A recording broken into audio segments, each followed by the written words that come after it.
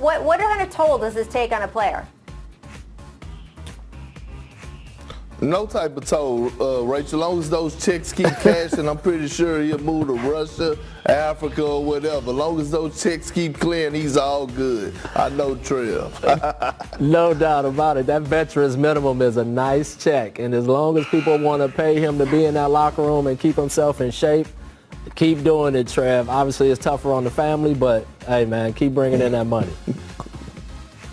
I hope that he had like a retainer with his moving company and not a per move payment plan, because that could get expensive. All right, guys, free agency just a day away. We normally don't do that right after the NBA draft, but this condensed offseason has made this one of the craziest weeks in NBA history. And you can take a look at some of the top free agents in this year's class. Anthony Davis expected to stay in LA with a new deal. We'll see if that actually happens and what it's for. But other players such as Fred VanVleet, Brandon Ingram, they may be on the move. And let's not forget Bogdan Bogdanovic, who seemed to be heading to Milwaukee only to blow up the trade so that he could enter restricted free agency. What are your expectations for tomorrow afternoon? I think it's going to be fireworks. I'm interested in to see three guys. Where's Fred VanVleet going to land? Tristan Thompson and Serge Ibaka. All three of those guys are getting a lot of interest from a lot of different organizations, and it's going to be the 4th of July tomorrow because it's going to be fireworks. Yeah, I think all roads through Toronto are interesting. Because their big man spot is now a situation with Gasol and Ibaka kind of being free, and you got VanVleet there. I really think it's going to be interesting to see what Masai does up there to keep that team in a competitive state, knowing that he's probably going to lose one or two of those guys. I'm Rachel Nichols, proud Wildcat over here, still with Coach David Fizdale, George Sedano, Kendrick Perkins. We don't normally have great football seasons, guys. I got to pub it whenever I can. Shout out to Coach. Shout out to our coaching staff at Northwestern. Let's revisit the top 5 picks of last night's draft, guys. Anthony Edwards, who of course just joined us, went first. Then James Wiseman went to the Warriors, followed by LaMelo Ball. Going to the Hornets, Patrick Williams and Isaac Okoro rounding out the top 5. And there was some speculation leading up to the draft as to whether the Warriors would trade or keep the second pick. They did settle on Wiseman. George, do you think that was the right pick for them, considering that they likely already knew about the Clay news when they made the pick? Rachel, I love the pick, actually. Let's talk about it just from a pure basketball perspective at this point. They need size, right? The champion Los Angeles Lakers have size, and you need to be able to compete with that. Plus, he's a kid that's still growing in a lot of different ways, both physically, from a maturity standpoint, and, of course, his game. Like, he can be more well-rounded as the years go by. I am curious to see, though, if the Warriors maybe adjust their style a little bit to involve him more in the offense without Klay Thompson now being available to them. I'm curious to see that. And I don't think there was a real trade opportunity for them to bring in another superstar that could help them catapult them to that championship level where they would be a potential lock to be one of the top 2 or 3 teams in that conversation. Well, I think the one thing that we're going to see out of this kid and with the Warriors is, can they survive the land of the Wolves? Because that's what they just fell back into with losing Clay. With Clay, top 4 team, right? Without Clay, they are in the land of Wolves fighting for their playoff lives. And this kid, if they make it and they can have an impact in the playoffs, this kid will be a big part of that. I think he's the perfect fit because he doesn't get in anyone's way positionally.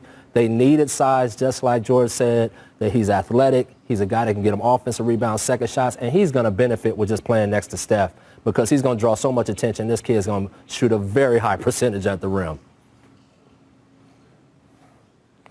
Look, I love the pick, and I'm with both of you guys. I think you cannot pass up on a 7'1" athletic guy like James Wiseman, who's been mentored by Penny Hardaway and Mike Miller, so he's been already training NBA style anyway. And then you throw him alongside a former defensive player of the year like Draymond Green to show him the ropes and mentor him. The sky's the limit for him. Look, James Wiseman said, I do not want to go number 1 going to the Minnesota Timberwolves because Karl Anthony Towns and I will not fit well together. That told me a lot. That said a lot about him. That said that, hey, I want to show the world that I'm that guy. I'm very talented and the sky's the limit, and I really think that he's going to be a future all-star and that he's going to have a phenomenal year this year, and he might be the Rookie of the Year.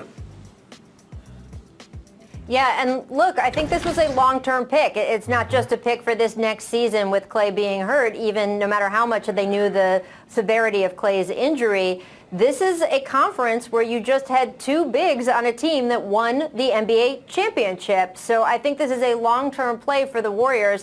That being said, it does leave them in a tough position without Clay there. You wonder if in the free agent market that will change what they are looking for. And we will get into that tomorrow because, hey, we got a whole 3-hour free agency show on the jump. But with Clay out for this season, do you think, George, that this changes where you see them in the West? Obviously, as Fizz said, they're not in that top four, but we got the play-in game now coming into play for the 7th and 8th seeds. And I know that Vegas has been changing some of the odds without Clay as well.